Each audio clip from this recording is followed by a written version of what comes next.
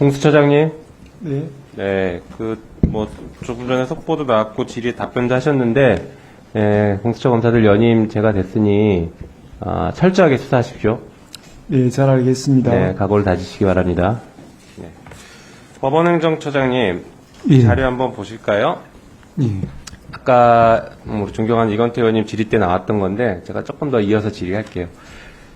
보시는 것처럼 A라는 분이 B를 상대로 형사 고소를 했고 동일한 사건으로 민사소송을 제기했습니다.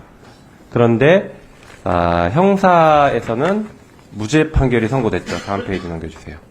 형사재판 무죄가 선고됐어요. 그랬는데 이 무죄를 판결한 주심 판사가 갑자기 민사재판의 판사로 왔습니다. 그러니까 이 원고 입장에서는 얼마나 황당합니까? 이미 무죄를 선고했는데 다시 민사 오면 당연히 기각이겠죠. 그렇게 생각할 겁니다. 그래서 재배당 요청을 했는데 법원이 기각을 했어요. 오늘도 그렇고 그 전에 우리 법사위 회의에서도 법원의 입장을 수없이 반복적으로 말씀하셔서 법리적으로는 그럴 수 있다. 논리적으로는 이해가 되지만 국민들이 이걸 받아들이겠냐는 건 완전히 다른 문제입니다. 그래서 실제로 재배당 법관 사무분담위원회를 통해서 재배당하거나 하는 결정들도 가능하잖아요. 그런 조치를 취하지 않고 기각시켜버렸다라는 겁니다. 다음 페이지 보여주시죠. 그래서 다음 페이지가 없군요. 이 재판을 받고 있는 분 입장에서는 어떤 결론이 나와도 수긍할 수 없고 국민적인 신뢰가 바닥으로 떨어질 수밖에 없는 거예요. 예를 들어서 민사재판에서 이겼다고 칩시다. 그러면 형사재판과 민사재판의 결론이 논리적으로는 다를 수 있잖아요. 그렇지만 그렇습니다. 그럼에도 불구하고 당사자들 사이에서는 이 법원의 판결을 믿을 수 없다. 특히 같은 판사가 어떻게 저런 판결을 하냐. 얼마나 불신이 크겠습니까? 만약에 민사를 기각했다라고 하면 소재기했던 이 원고 입장에서는 얼마나 억울하겠습니까? 왜 저 사람은 날 쫓아다니면서 판결을 하는 거냐? 도대체 나랑 무슨 전생에 악연이 있다고 날 쫓아다니면서 판결하냐? 얼마나 억울하겠습니까? 이런 것들을 해결하기 위한 노력을 하셔야 됩니다.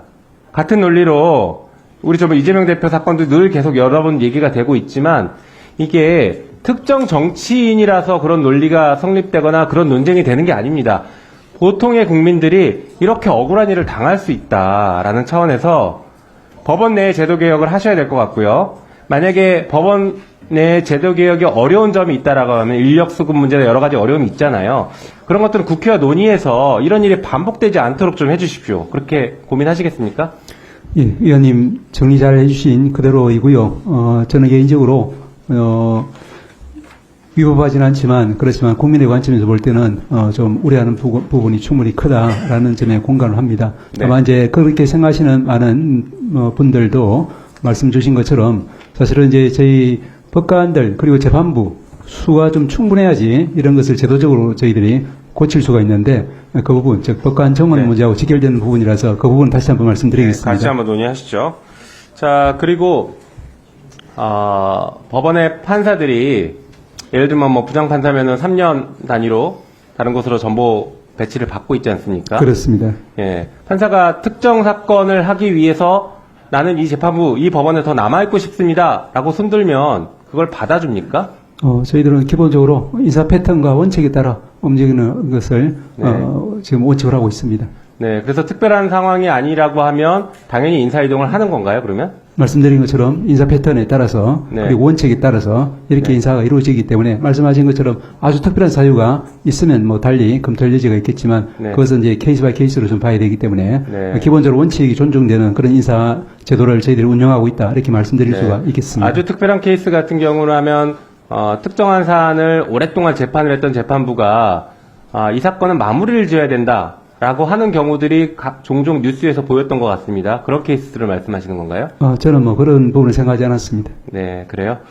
알겠습니다. 하여튼 인사 원칙을 잘 준수하시고 그 법원 내부에서도 불만이 생기지 않도록 인사 관리 철저하게 해주시기 바랍니다. 그렇게 하겠습니다. 네. 그리고 우리 헌재 차장님. 그 헌법재판관 임명은 국회가 3명을 추천하면 대통령이 임명하도록 되어 있습니다. 그렇죠? 예. 만약에 국회가 추천했는데 대통령이 임명하지 않으면 헌법 위반입니까? 지금 그런 사례가 발생한 적은 없었는데요. 그런 일은 생기지 않을 거라고 저희는 생각하고 있습니다. 만약에 발생한다라고 헌법 위반입니까? 그렇게 된다면은 좀 저희가 내부 검토를 해봐야 될 것 같습니다. 답을 못 주시니까 헌법 위반이죠. 명확하게 헌법에 인정해야 한다고 되어 있는데. 그런 상황은 저희가 상상하기도 싫습니다. 저도 상상하고 싶지 않은데 상상이 되니까 말씀드리는 겁니다. 일단 지금 추천 절차가 진행되고 있지 않기 때문에요. 예, 그런 부분은 좀 저희도 지켜보면서 기다리고 있겠습니다. 이건 제 얘기가 아니라 헌법재판소에서 연구 결과로 냈던 연구물에 나온 얘기예요. 헌법재판관 같이 헌법상 명확하게 임명을 하여야 한다라고 되어 있는 경우에는 대통령의 임명권에 재량이 없다. 그렇기 때문에 그건 의무다. 만약에 임명하지 않으면 그것은 헌법 위반이다. 라고 제 얘기가 아닙니다. 헌법재판소 연구 결과물이 그랬습니다. 예. 이미 연구가 있어요. 지금 예. 뭐 새로 검토하실 필요도 없습니다. 예. 네. 거기에 대한 입장을 다시 한번 말씀해 주십시오. 그러니까 추천 절차가 이제 이루어지고 국회에서 이 세 분을 추천을 해서 대통령한테 이제 임명 요청을 하면 그 임명은 당연히 이제 이루어져야 된다고 생각하고 있습니다. 안 하면요. 헌법 위반 맞습니까? 그래서 뭐 그 부분은 제가 여기 좀 생각을 좀 해보겠습니다.